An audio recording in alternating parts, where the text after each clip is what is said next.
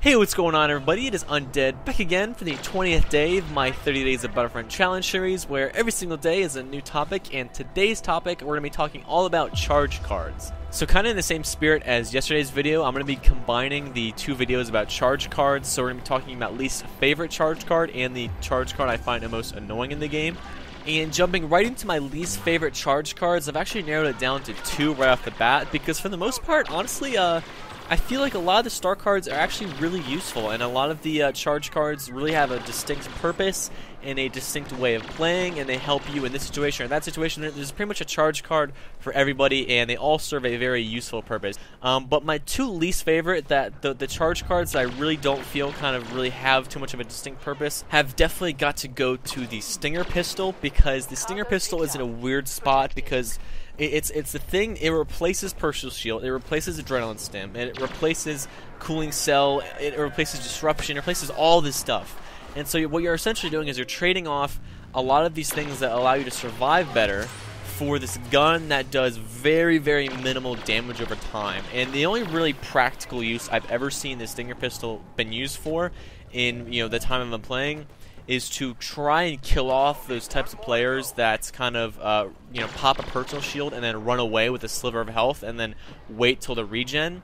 And in theory it sounds cool. It sounds like, okay, well, here's a way to counteract all those pesky Personal Shield users. But the problem is, since we've gotten the inclusion of the back to bomb, most people want a Personal Shield just pop a Personal Shield, pop out of it, throw back to bomb, back up to full health. So there's no really, room for the Stinger Pistol to really excel. So in that respect, I think it'd be much more beneficial to use something like the Scatter Gun to instantly kill the person with the Personal Shield. But even that, it's still the one of the things, like, why would you take a charge card where its only real purpose is to kill people in a Personal Shield or just do this very small damage over time in general? It doesn't feel very practical to me. And my other least favorite charge card has definitely got to go to the Ion Shot, and that's kind of due to the same mindset of yesterday's video when I was talking about the Ion Neutralizer. Just for the sake that, when you pop the Ion Shot charge card and you try to shoot at something like the ATST, or you try to shoot at something like the AT-AT, the damage increase that you get against vehicles is really, really minimal. And the cost versus reward mechanic of it, you do increase damage to vehicles, even though it's very, very minimal. I never really noticed it too much. You're also taking away your ability to kill pretty much regular infantry that are coming at you, right in front of you, close quarters. So it's just too much of a cost versus reward. The cost or the damage increase that you get against AT-ATs and ATSTs is not worth the price that you have to pay in regards to putting yourself at this very vulnerable position, essentially. And moving quickly into the charge cards that I find the most annoying in the game, I think a lot of you are probably on the same exact boat as me with this. We've mentioned it a few times in videos prior.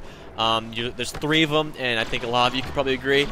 First of all, Personal Shield is incredibly frustrating just because it's one of those easy get out of jail free cards. I use it. I'm guilty of it. I'm guilty of using the Adrenaline Stim as well. Both of those charge cards are incredibly annoying just because it's the situation where you're in a gunfight and then suddenly the enemy pops a Personal Shield or rolls away, pops an Adrenaline Stim, comes back with 100% HP. It's just one of those things where it kind of makes gunfights feel a little bit more disingenuous and not as quite as one-on-one as you'd want it to be. It kind of feels like one person can just easily duck out of cover, heal up when they shouldn't be able to, and just come back, fighting as if nothing ever happened. And that's kind of a very annoying problem. And my number one most annoying charge card in the game, thankfully it's been toned down a lot. But when it first released, Disruption was the single most annoying charge card for me. It was so frustrating. It was the same thing I mentioned in the other day's video in regards to Bespin, and just everyone running around with that Disruption star card, and every 5 seconds your weapon would blow up and fucking overheat. It was just like, oh my god, man, it was so frustrating. And thankfully they've added a little bit of a delay when you activate it now, so it's more like a 2-second thing. You hit it, it charges up, then fires. But when it first released, it was just an instantaneous frying of all the enemies' blasters, and every single enemy blaster in the immediate vicinity kind of overheated.